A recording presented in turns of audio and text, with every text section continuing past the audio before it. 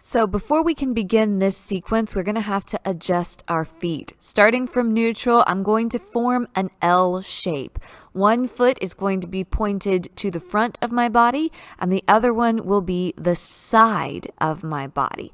The one that is pointed to the front is going to be my back foot, and the one that's pointed to the side will be my front foot. And here's another angle to see that up close. The pole is going to form the basis of this sequence, but instead of us moving our bodies around a fixed object in space, instead we're going to use a displacement technique to make it look like we are moving an object in space. Aside from the pole, the other major element of this sequence is the ability to shift my hips from side to side while maintaining a consistent level. So before you begin, you might want to warm up by practicing transferring your weight from one foot to another without letting your hips bob up and down. To begin this sequence, I'm going to bring my hips all the way back as far as I can toward that back foot. I'm going to straighten my front knee and I'm going to lean over top of my front knee. Then I'm going to pretend I've got a pole in my hands that I am pointed at an object out in front of me. To create the illusion that I'm pulling something toward me, I'm going to bring my hands back toward my back foot as I move my hips forward toward my front foot, and I'm going to do that at the same time. And the last thing to keep in mind is to begin this posture, and any time that I'm not manipulating my hands around the rope, my eyes are going to be forward toward the big object I'm pulling in the distance. So from my starting position, the first thing I'm going to do is pull my hands back across my body toward my back foot and bring my hips forward toward my front foot. And I'm going to do both those motions at the same time so that it looks like an object is passing my body. Again, pull back and bring the hips forward at the same time.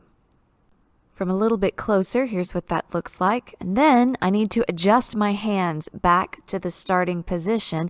We're creating the illusion that we've got a considerable bit of rope that we're pulling on. You can repeat this motion as many times as necessary to create a rope that is long as you want it to be. So I'm about to explain what this sequence of hand motions is going to be that you will do in between pulling the rope. So after I have pulled the rope, then I need to adjust my hands. So I'm going to start by looking at the back hand, releasing and relaxing. Then I'm going to look at where it's going, which is going to be up the rope, closer to the object.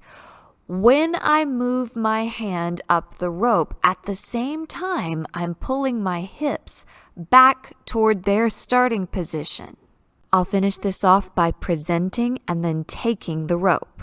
Now I get to do that with my other hand. So I'm going to look at the hand, release and relax. As I move this hand, I'm going to finish bringing the hips all the way back to start and straightening that front knee. I'll move, present, and take. Now I'm ready to start my sequence all over again. Focusing on just the hands from another angle, I'm going to look at the back hand, release, relax, look where it's going, move, present, and take. Look at the back hand, release, relax, look where it's going, move, present, and take. And remember, every time my hands move across my body in either direction, my hips are going to move in the opposite direction. And here's what the complete sequence looks like.